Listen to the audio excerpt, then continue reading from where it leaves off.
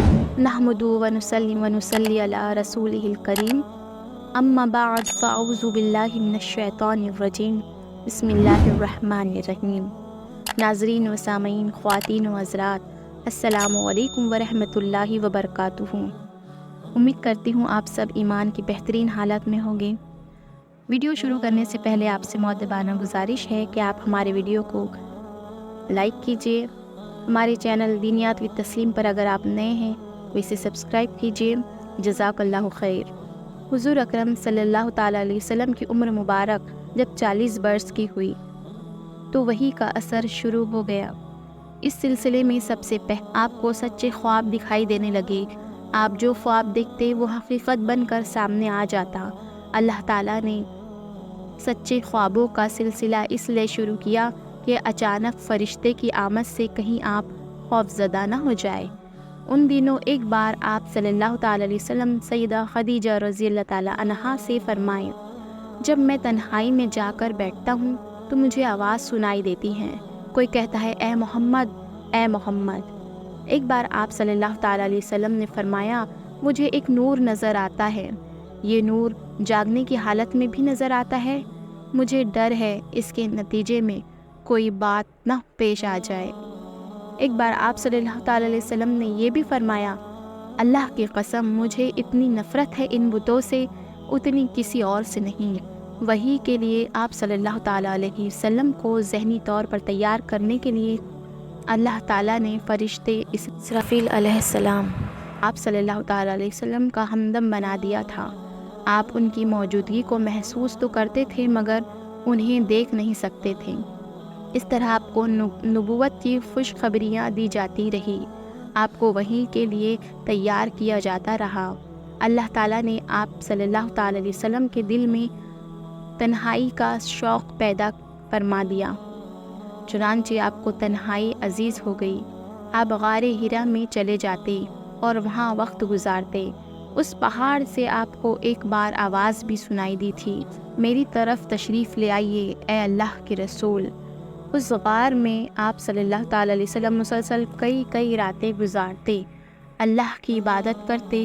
کبھی آپ 3 راتوں تک وہاں ٹھہرے رہتے، کبھی 7 راتوں تک، کبھی پورا مہینہ وہیں گزار دیتے۔ آپ صلی اللہ تعالیٰ علیہ وسلم جو کھانا ساتھ لے جاتے، جب ختم ہو جاتا گھر تشریف لے آتے۔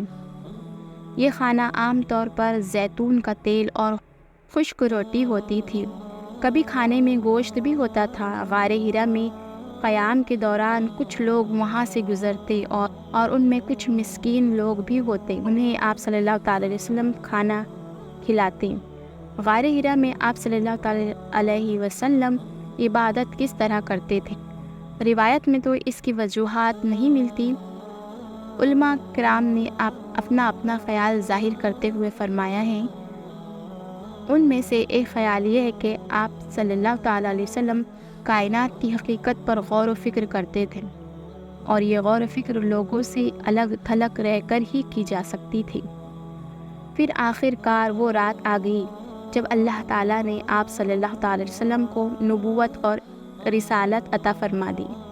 آپ کی نبوت کے ذریعے آپ صلی اللہ تعالیٰ علیہ وسلم بندوں پر عظیم احسان فرمائیں۔ وہ ربیع الاول کا مہینہ تھا اور تاریخ 17 تھی۔ بعض علماء نے یہ لکھا ہے کہ وہ رمضان کا مہینہ تھا کیونکہ قرآن رمضان میں نازل ہونا شروع ہوا تھا۔ 8ویں اور 30ویں تاریخ بھی روایت میں آتی ہے، اور یہ پہلا موقع تھا جب جبریل علیہ السلام وحی لے کر آپ کی خدمت میں حاضر ہوئے۔ اس سے پہلے وہ آپ کے پاس نہیں آئے تھے۔ جس صبح جبریل علیہ السلام وحی لے کر آئے وہ پیر کی صبح تھی، اور پیر کی صبح ہی آپ اس دنیا میں تشریف لائے تھے۔ آپ صلی اللہ تعالیٰ علیہ وسلم فرمایا کرتے تھے، پیر کے دن کا روزہ رکھو کیونکہ میں پیر کے دن پیدا ہوا، پیر کے دن ہی مجھے نبوت ملی۔ بہرحال اس بارے میں روایت مختلف ہیں۔ یہ بات طے ہے کہ اس وقت آپ صلی اللہ تعالیٰ علیہ وسلم کی عمر مبارک کا 40واں سال تھا۔ آپ صلی اللہ تعالیٰ علیہ وسلم اس وقت نیند میں تھے کہ جبریل علیہ السلام تشریف لے آئے۔ ان کے ہاتھ میں ایک ریشمی کپڑا تھا اور اس کپڑے میں ایک کتاب تھی۔ انشاءاللہ اس سے آگے کا واقعہ اگلے ویڈیو میں آپ تک پہنچائیں گے۔ السلام علیکم ورحمۃ اللہ وبرکاتہ۔